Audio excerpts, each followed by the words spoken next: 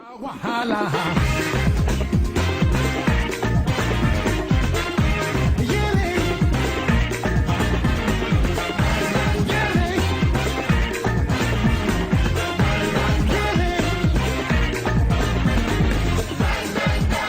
said, love me now.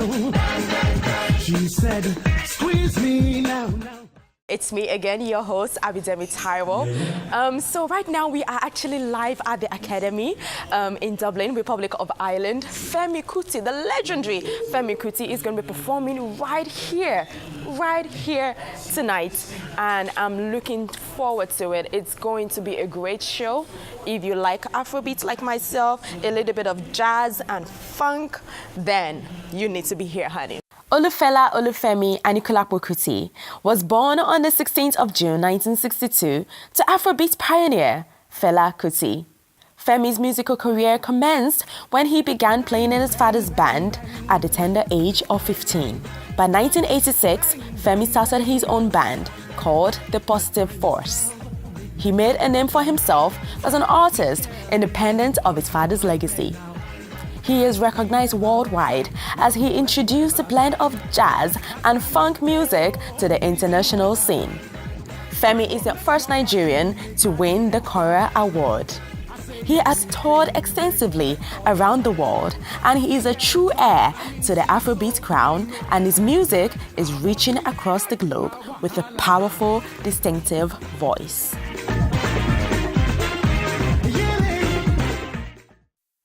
Right now, I have the wonderful Femi Kuti. How are you, sir? I'm all right, thank you. Thank you. It's such an honor to have you on the couch with Abby. It's like, I don't know what to say. Thanks. Okay. So you obviously we are live at the Academy in Dublin, Republic of Ireland, and you're going to be performing tonight on this amazing stage. Tonight. So what should we be expecting from you?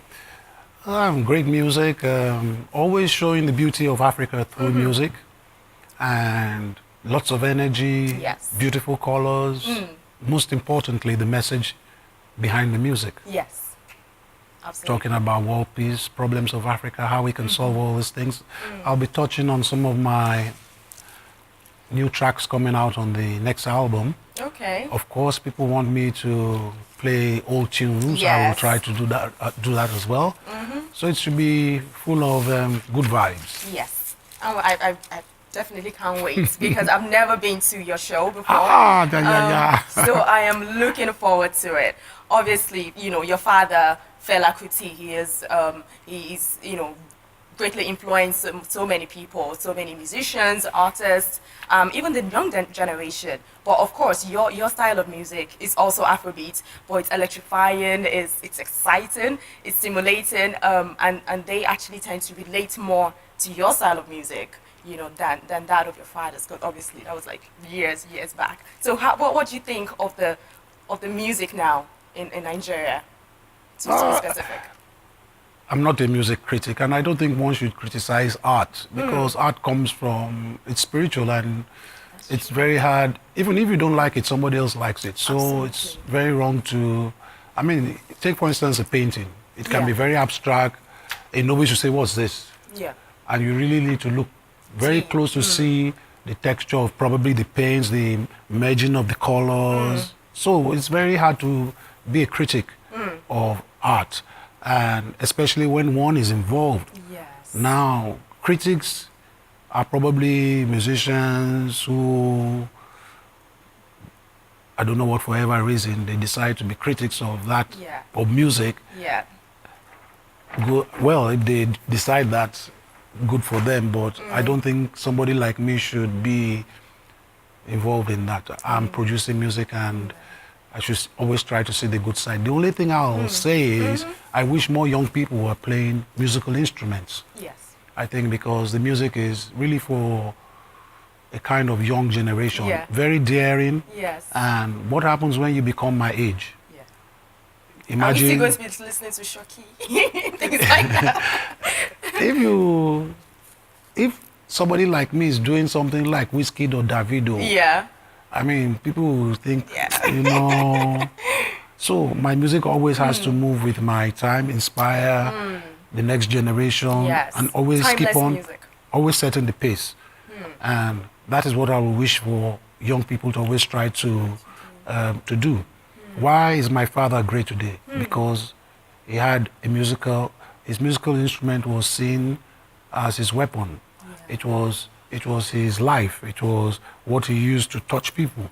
And he was a composer, so all this made him timeless. Yeah. Every generation seems to be able to relate to what, and his music is really history, because you can listen to his music and really relate to Nigeria or Africa in the 70s. Yes. So these things are very important for a musician. So why is jazz so relevant today? Because of the musical power of the composer using the musical instrument as an embodiment of the music. Classical music is another good example. Rock, another example. So I will love more young people to pick up a musical instrument so they can always last forever with their music. So when they're even 60, they will always be there to show the next generation why they are still around. Absolutely, absolutely. Do you think you've had to live up to the expectation of being the eldest son to Fela Kuti? Not eldest son, but just even Fela's child. Just being, wow. It comes with whether you like it or not, it comes with a big burden on your life. And from when I remember walking the streets, going to school, are you not going to be a musician? When are you going to play music? So you won't be like your father. What is wrong with you? So even the taxi driver is disturbing you, the bus driver is disturbing you, the house help you go. Now Fela picking me that. I resemble your papa. You know, go do like your papa. When you go dance, go dance. So whether you like it or not, it's on with you all day. You go to bed, and these voices are like haunting you. Imagine. So, and then if you decide to play music, as much as you want to be your own person, Yes. people will always compare you. So then I had to go through that.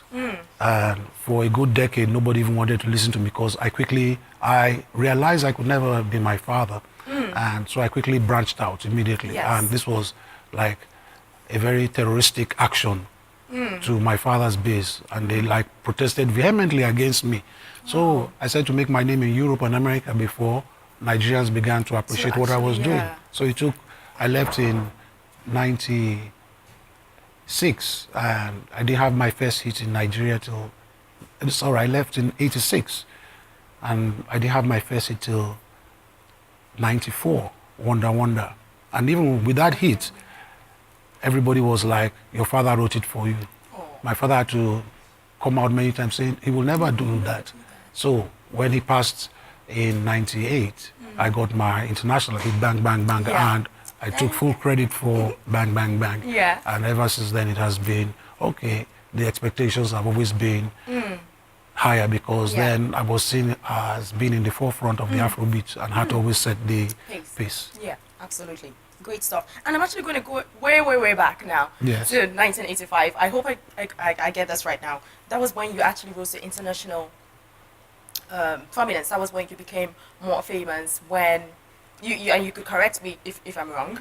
At the Hollywood Bowl, when 84. 84. Okay. Yes. So when my father was unlawfully detained and eventually arrested and locked up. And couldn't make the show. Yes. In the States. And you had to be the forefront. Yes, to this was the actually beginning lead of his my band. musical problems, Wow. you could say. So how did you feel at that point? I was shaking like a leaf. It was probably one of my worst gigs. Wow. Because Hollywood Bowl, I've played there several times after that, but then this was where Michael Jackson and all the great American artists played, and this was me, little me, standing there representing this big icon. Wow. And everybody was, you can do it. And I was like, how? What's wrong with everybody? Don't they see what I'm saying? We pulled the show, but everybody said it was great. But on that day, I knew the weight of the legacy on my shoulders, you could say. So after that, Yes. that was when you formed your I formed my band in the 19. Positive Force. Yes, I led my father's band for 2 years, Wow. between 84 and 86. Yeah. He came out in 86, and I started my band December 13, 1986. Wow. Still remember the date. The I date. purposely chose that date Oh. because everybody said 13 was a bad number, bad luck. Oh, And yeah. I said, well, let me go. Since everything keeps going against me, let me choose that date. Oh, okay. So I chose the 13 to launch my band, Positive Force. Wow, amazing. And how has it been so all these years, you know, with the positive force? Still challenging. I mean, the day the artist or composer decides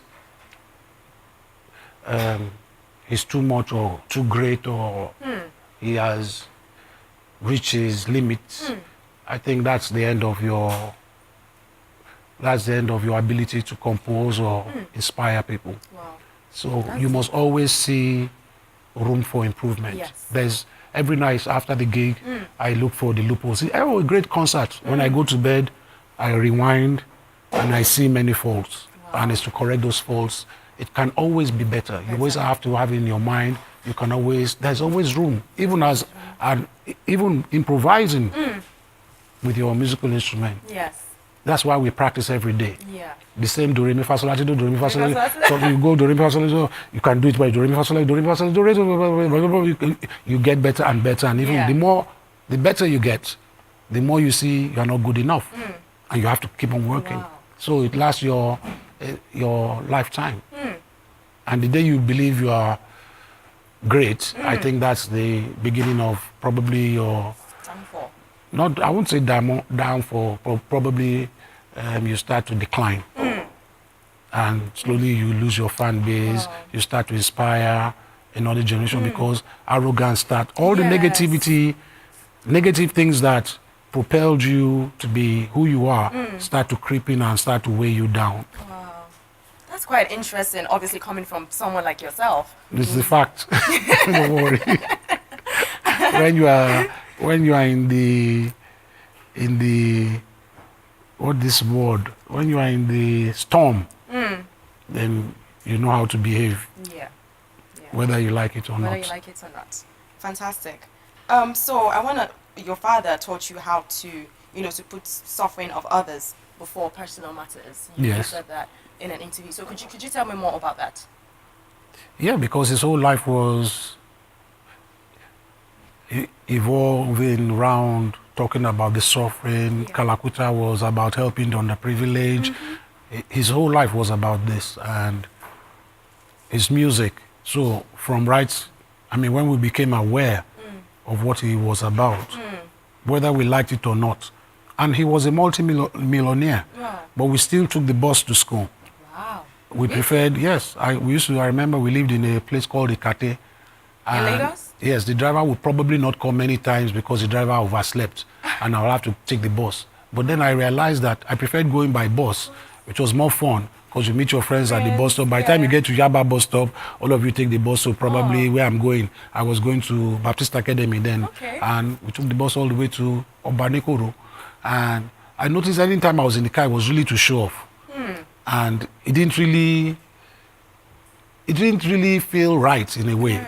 So I prefer to always go with the boss. We did very mischievous things that you won't be able to do in the car. Yes. When you are in the car, you must be very respectful. Yes. I mean, when you are walking on the road, you can kick a stone, you can buy orange, you can do what you like on the road. So going by bus, you get home late, you can give all the excuses you want to your mother why you got home late. Oh, the bus didn't turn up on time or blah, blah, blah. With the car, your life is not really under your control.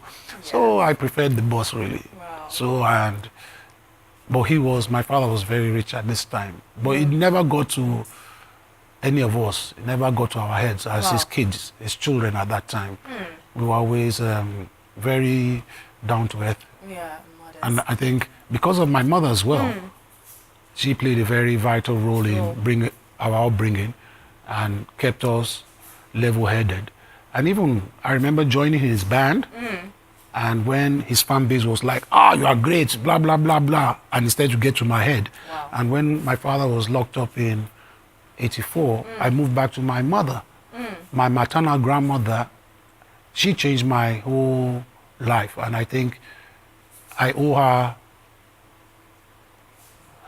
a good, probably all the credit of why I could say I even don't like the word successful, but why I'm where I am today. And she said something, I arrived, I remember, and I'd been staying there for like 2 weeks, and she walks into my room. What kind of musician do you think you are? You have been here for 2 weeks. It's very British.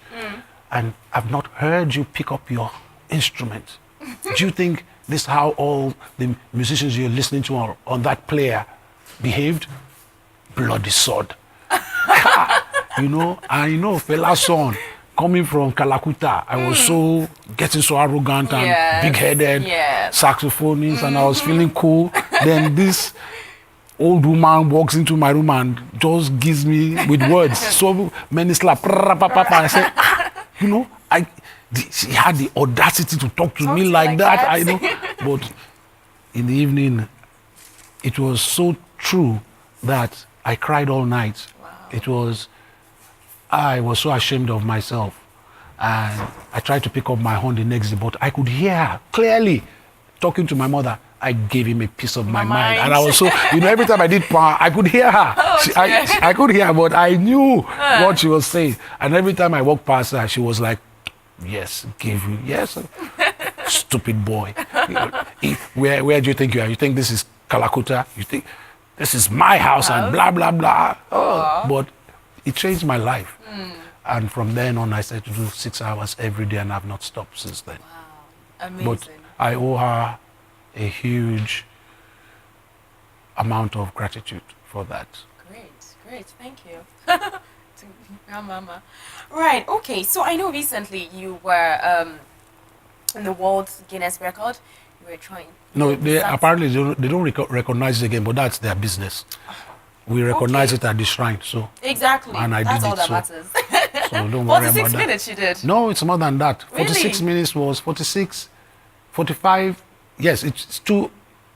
This happened in the space of 1 week. Right. So everybody said the record was Kenny G at 45 minutes, 33 seconds or something like that. And so I broke it on a Sunday. I went to 46, 34 or something. Wow. But everybody was so happy. The shrine was bubbling and jubilating, and we only woke up to hear, oh, there's somebody else who had broken that record some years ago. And it was really heartbreaking. Apparently, he said he didn't want to make a lot of noise because he loved Kenny G. So it was more like he downplayed himself breaking the award. So nobody knew about it. So if you Google, only Kenny G's name came up. Wow. So, but now everybody was, apparently he had done it. And even there's somebody else who had done it before, even Kenny G, but the Guinness books did not recognize him. Right. He had done over 50 minutes. Wow. So the mission was, after breaking that record on that Sunday, I had 1 week because I was not angry, but very upset. And I saw my whole fan base, like, everybody was so, they were like practically crying, you know, for me. And I said, I said, don't worry, on Sunday, I'm going to attempt it again. Then I realized that, wow, I'm 55, am I crazy? Where am I going to get the energy? And I know what it means to hold that note for 45 minutes. And I want to do, so I remember practicing on Friday. I called one of my sons, I said, and I did 30-something, I said, it's not possible. My whole mouth is sore. On Saturday, I tried again, and I bust my lip. And I was like, I'm in trouble. And it was, don't worry, Daddy. On Sunday, when you see all your fans looking at you with their big eyes, don't worry, you will do it. I said, but I had already psyched myself that it was impossible. So on Sunday, and I went, and a lot of fans, you know what they did? They were counting backwards. They set the time from 50 minutes. And they were timing the clock backwards for themselves. We had our own timer and all that. And I had my own clock running in my mind. And when I broke the record, it was very great feeling.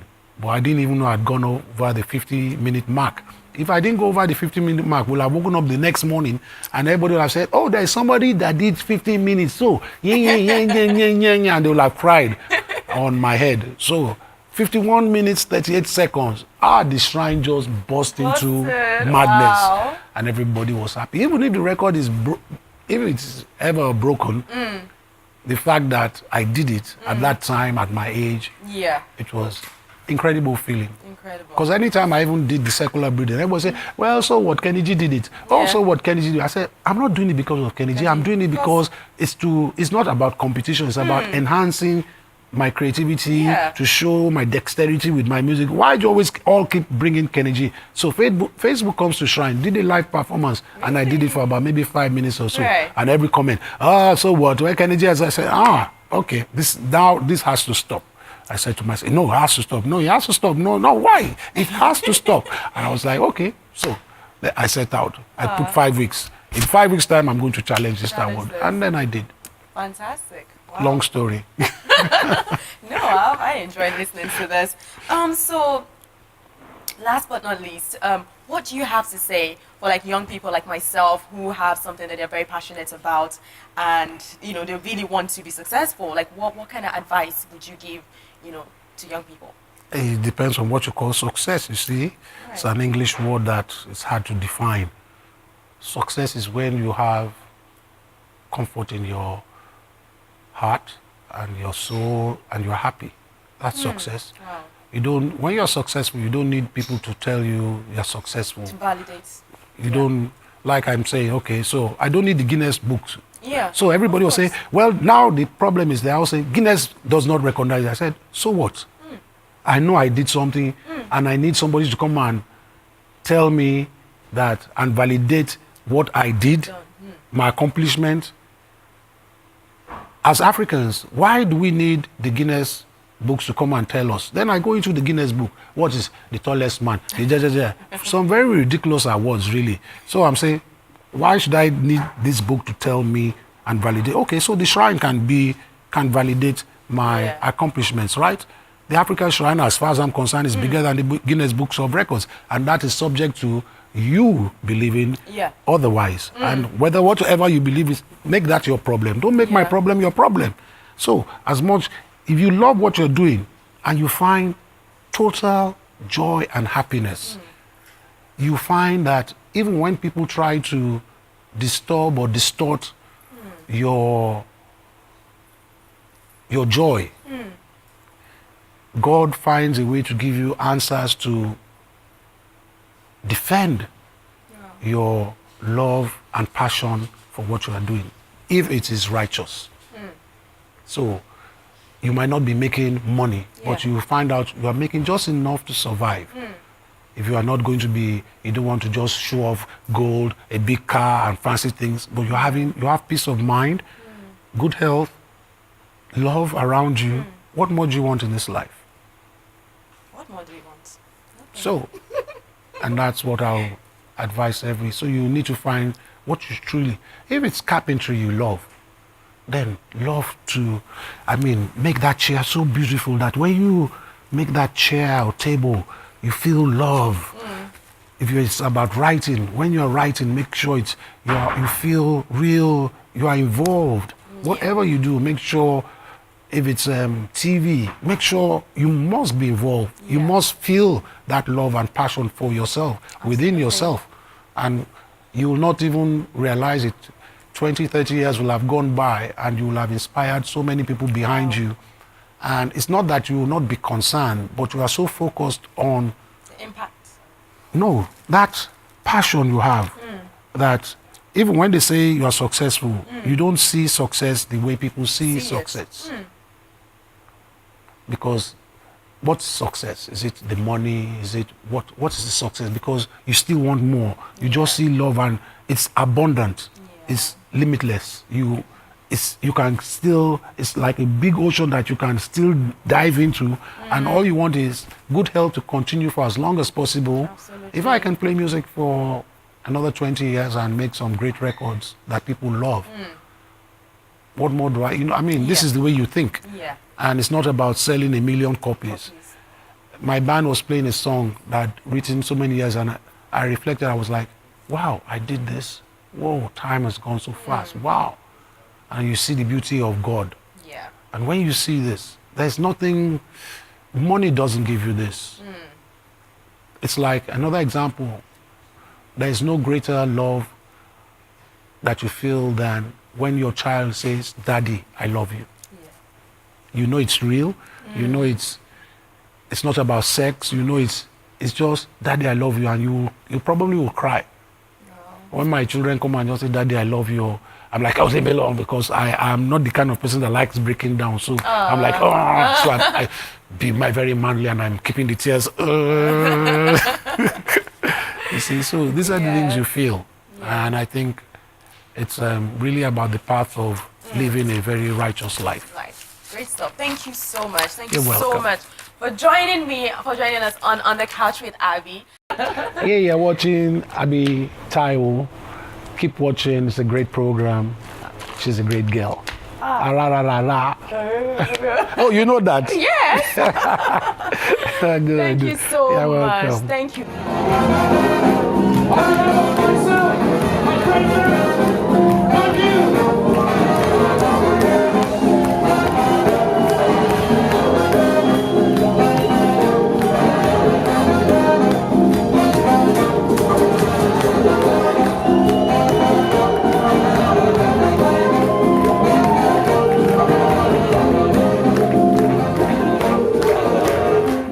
Now wahala.